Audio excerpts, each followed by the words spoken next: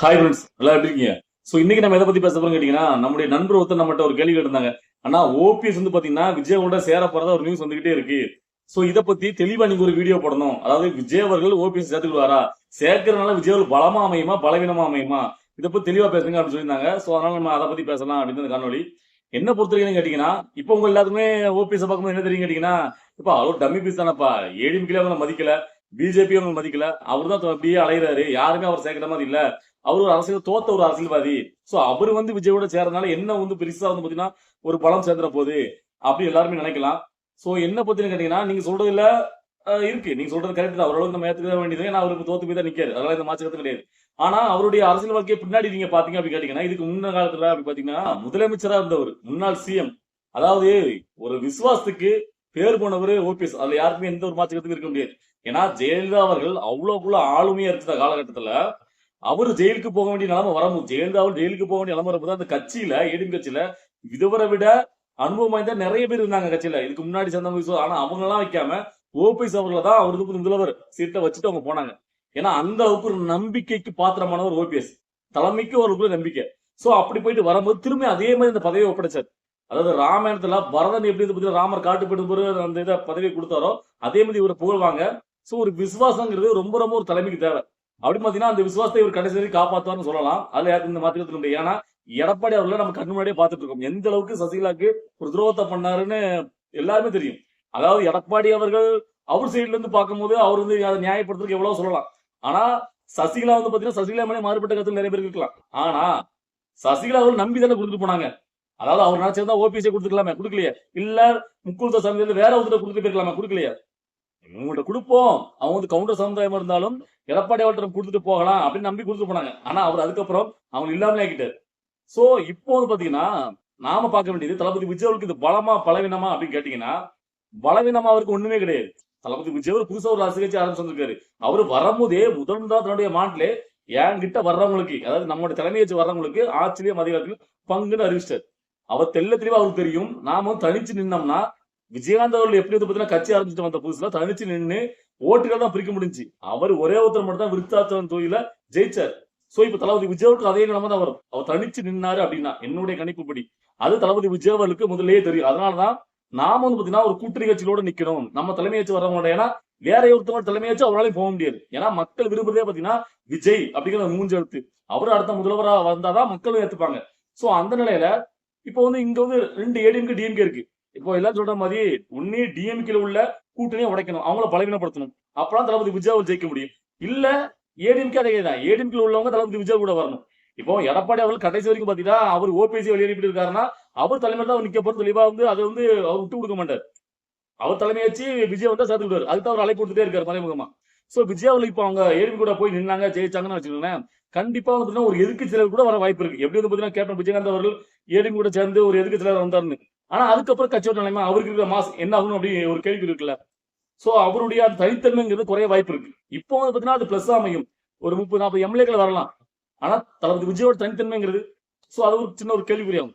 So தளபதி விஜய் தன்னுடைய தலைமை ஏற்றி, ஏன்னா அவர் முதலா இருந்துச்சு, தன்னுடைய தலைமை ஏற்றி யார் வராங்களோ அவங்கள்ட்ட தான் கூட்டணி இப்போ வரைக்கும். அவங்க வந்து முதலமைச்சர் வேட்பாளர் அப்படின்னு சொல்லி தளபதி விஜய் அறிவிச்சிருக்காங்க.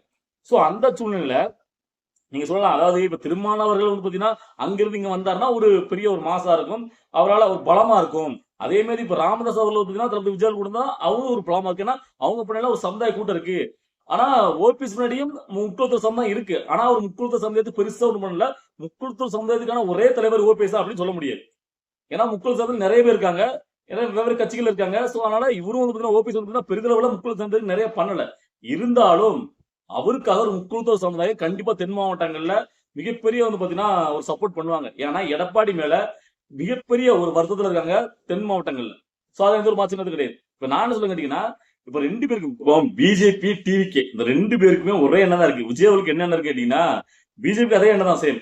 அதாவது ஏடிஎம்கே தான் காய், ஏடிஎம்கேவை அடிக்க மாட்டாங்க. ஏடிஎம் கூட வச்சிருந்து ஏடிஎம்கே ஒண்ணு இல்லாம ஆக்கிட்டு ஏடிஎம்கே இருக்கிற இடத்துல இவங்க வரணும் அப்படிங்கிறது தான் ஒரு பெரிய ஒரு முயற்சி நடந்துட்டு இருக்கு.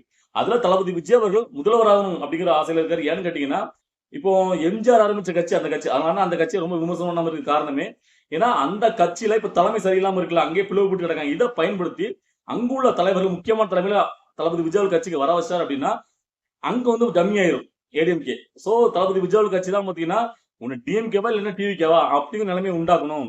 நம்ம முதலமைச்சர் ஆகணும் அப்படிங்கிறது தளபதி விஜயோட கணக்கா இருக்கு. பிஜேபி ஆல்மோஸ்ட் அதான். ஏன்னா அவங்க எங்க போனாலும் கூட்டணி வச்சு அந்த கட்சி ஒண்ணு இல்லாமக்கிட்டு அவங்க வளரதான் பார்ப்பாங்க. சோ இந்த தேர்தல்ல ஏடிஎம்கே கூட பிஜேபி கூட்டணி வச்சுக்க காரணமே ஏடிஎம்கே தோத்தாலும் அவங்க கவலை இல்ல.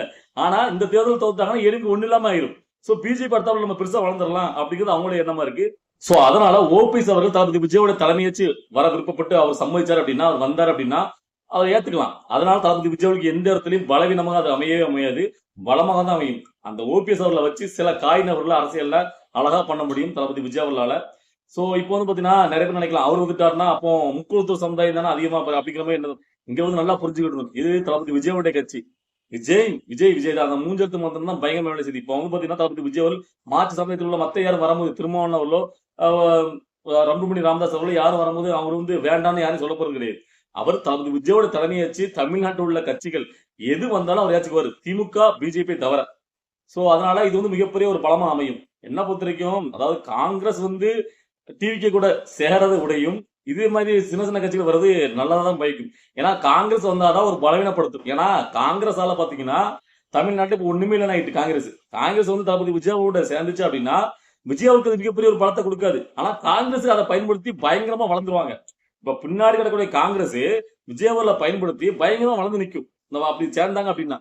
சோ அது காங்கிரஸ் தான் பலமா அமையுமே தவிர விஜயவருக்கு மிகப்பெரிய ஒரு பலத்தை கொடுப்பாலும் கிடையாது. ஏன்னா காங்கிரஸ் இதுக்கு முன்னாடி என்னென்ன வேலைகளை பண்ணிருக்குன்னு எல்லாமே தெரியும். சோ எவ்வளவு பெரிய துரோகத்தை தமிழர்கள் பண்ணிருக்கிறது எல்லாமே வெட்டு வெளிச்சமா தெரியும். எல்லாம் கூட இப்ப இருக்கிற பாதி பிரச்சனைகளுக்கு காங்கிரஸ் தான் காரணம். அதனால காங்கிரஸை சேர்க்கிறத விடையும் தமிழ்நாட்டில் உள்ள சிறு சிறு சாதி அமைப்புகளால் பிரிஞ்சு கிடக்கூடிய தமிழ் சமூகங்களா இருக்கக்கூடிய ஒவ்வொரு கட்சிகளும் தளபதி விஜயோட வர்றத தளபதி விஜய் விரும்பலாம், ஏத்துக்கலாம். அது தளபதி விஜய்க்கு பயணம் தான் கொடுக்கும் தவிர எந்த இடத்தையும் பயணப்படுத்தாது. என்ன பொறுத்த வரைக்கும் திமுக பிஜேபி தளபதி விஜய் எப்படி அடிக்காரோ அதே மாதிரி காங்கிரஸையும் பண்ணா நல்லா இருக்கும். காங்கிரஸ் ஏத்தாருன்னா அது தளபதி விஜயோட தனிப்பட்ட அரசியல். அவர் எப்படி மாதிரி ஒரு முடிவு எடுக்கிறது நம்ம பொறுத்து தான் பார்க்க முடியும். அதுக்கப்புறம் விமர்சனம் பண்ண முடியும். இது நம்முடைய கருத்து. ஆனா தளபதி விஜயோட சைடு இருந்து இப்ப என்ன சொல்லிட்டு இருக்காங்க அப்படின்னா காங்கிரஸ் பாத்தீங்கன்னா கூட்டணிக்கு பேச்சுவார்த்தை நடத்திட்டு இருக்கு அப்படிங்கிற மாதிரி தான் போயிட்டு இருக்கு. சோ எதுவுமே ஓபிஎஸ் கூட எதுவுமே தளபதி விஜய் அவர்கள் என்ன முடிவெடுக்காரு அப்படிங்கிறத பார்த்தா நம்ம அதை விமர்சனம் பண்ண முடியும். நம்மளை பொறுத்த வரைக்கும் ஓபிஎஸ் அவர்கள் தளபதி விஜயோட சேர்றத பலவீனமா எந்த இடத்துல அமையாது, பலமா தான் அமையும். தளபதி விஜய் தாராளமா நினைச்சுக்கலாம். இப்ப வேணா அவருக்கு தோத்து போன ஒரு அரசியல்வாதியா நீங்க பார்க்கலாம். அப்படி கிடையாது. யாருமே பாத்தீங்கன்னா உதாசீனப்படுத்துறது நல்ல கிடையாது.